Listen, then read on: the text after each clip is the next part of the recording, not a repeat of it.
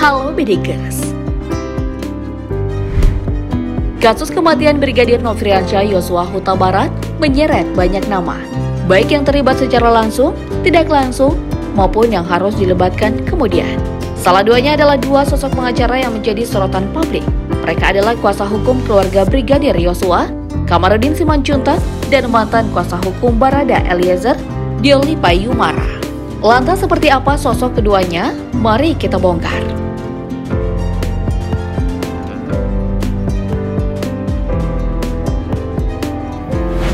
Kamarudin Hendra Simanjuntak SH adalah seorang advokat kelahiran Siborong-Borong, Tapanuli Utara pada 21 Mei 1974. Namanya menjadi sorotan publik setelah ia dipercaya untuk menjadi kuasa hukum keluarga mendiang Brigadir Nofriansyah Yosua Huta Barat. Kamarudin dikenal vokal dalam menyuarakan dan membela hak-hak kliennya. Kamarudin lulus dari SMA Negeri 1 Siborong-Borong pada tahun 1992. Setelah lulus, ia lantas merantau ke Jakarta. Awal perjalanannya di ibu kota sempat mengalami kesulitan. Ia sempat tinggal di kolong jembatan area Klender, Jakarta Timur. Selama 3 bulan hidup menggelandang, Kamarudin rela bekerja serabutan untuk dapat bertahan hidup. Kamarudin mencoba memasukkan dokumen lamaran kerja di berbagai perusahaan. Hingga pada tahun 1993, sebuah harapan muncul. Ia memperoleh pekerjaan sebagai customer service di sebuah restoran. Mengingat usaha keras dalam mendapatkan pekerjaan yang lebih baik, pemuda asal Sumatera Utara ini bekerja dengan penuh semangat. Dari sini, Kamarudin sempat mencoba membuka bisnis kecil-kecilan.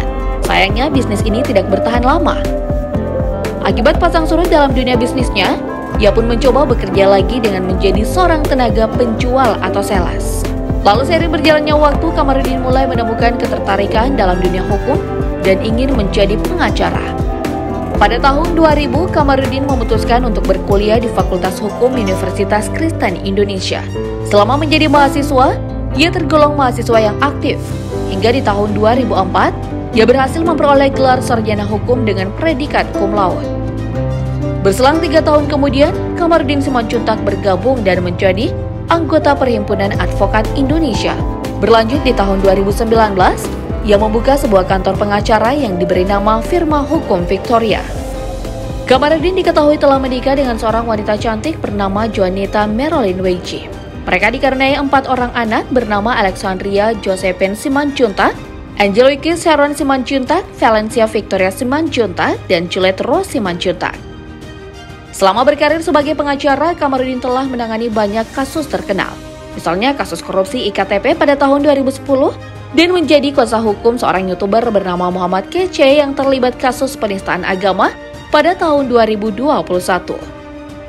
Selain aktif dalam dunia hukum, Kamarudin juga berkecimpung dalam dunia politik praktis.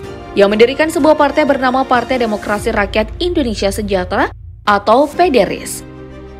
Partai pimpinan Kamarudin Simanjuntak ini beralamat di Jalan Dr. Soeharjo nomor 210A, Blok A1, Jakarta Selatan. Partai yang dideklarasikan pada 7 Juli 2020 ini baru memiliki 4 dewan pimpinan wilayah, yakni di Aceh, Riau, Sumatera Utara, dan Kepulauan Seribu.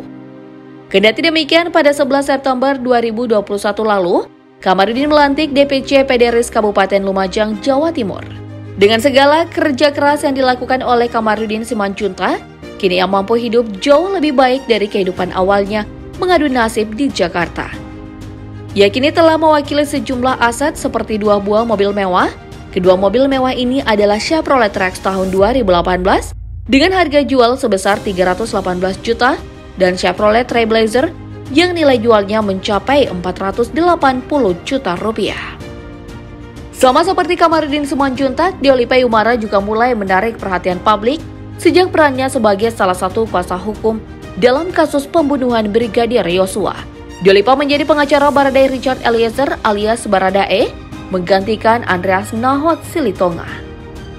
Ayah Diolipah adalah anak seorang pensiunan tentara yang berasal dari Yogyakarta dan ibunya berasal dari Jombang, Jawa Timur dengan campuran darah Manado. Diolipah Yumara adalah jebolan Fakultas Hukum Universitas Indonesia tahun 1997. Ia memulai karirnya sebagai pengacara 1 tahun kemudian, meskipun saat itu ia masih belum memiliki kartu anggota dan surat pengesahan sebagai pengacara. Hingga pada tahun 2000, Diolipa resmi menjadi seorang pengacara. Lalu pada tahun 2019, ia terpilih sebagai Ketua Umum Asosiasi Pengacara Indonesia atau API pada Musyawarah Nasional kedua. Ia pernah menangani berbagai kasus, diantaranya kasus kripto yang menimpa selebriti Angela Elga pada Juni 2022 lalu. Diolipa Umara dikenal sebagai pengacara yang tidak segan melontarkan pernyataan-pernyataan yang cukup berani di depan publik. Tak sedikit orang yang menjulukinya pengacara sableng karena hal ini. Walau begitu, publik justru kagum dengan sosoknya yang dianggap nyentrik ini. Selain berkarir dalam dunia hukum, Diolipa juga memiliki bakat dalam bermusik. Ia diketahui menjadi seorang vokalis dalam sebuah band.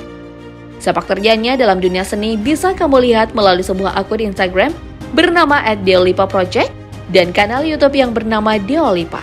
Belum genap seminggu yang memegang kuasa dalam mendampingi Baradae, Diolipa lantas dicabut sebagai pengacara. Merasa heran dan aneh atas pencabutan kuasa yang terkesan mendadak ini, Diolipa menuntut bayaran kepada negara dan Barreskrim Polri sebesar 15 triliun rupiah. Uang ini rencananya akan ia gunakan untuk berfoya-foya. Jika tidak kunjung mendapat bayaran, Diolipa akan mengajukan gugatan.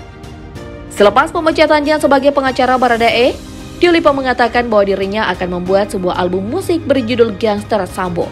Dari belasan lagu dalam album ini, diantaranya ada yang berjudul Robin Hood 15 triliun, cacat formil surat kuasa, mengajukan uji material dan formil, dan status quo sebagai pengacara. Kamarudin Simanjuntak sempat hampir dilaporkan oleh Basuki Cahayapurnama alias Ahok atas pencemaran nama baik. Melalui kuasa hukumnya, Ramzi Ahok memprotes pernyataan Kamarudin karena dikaitkan dengan kasus kematian Brigadir Yosua. Kamarudin menyinggung persoalan Ahok yang menikah lagi dengan Puput Nastiti Devi. Kamarudin berujar jika saat itu Ahok diduga selingkuh dari istri sahnya Veronica Tan. Padahal waktu itu Ahok masih berada di balik jeruji besi. Kamarudin lantas mempertanyakan kapan keduanya mulai menjalin hubungan. Disampaikan oleh Kamarudin bahwa ia belajar dari kasus Ahok, di mana waktu itu Ahok menuduh Veronica berselingkuh dari dirinya.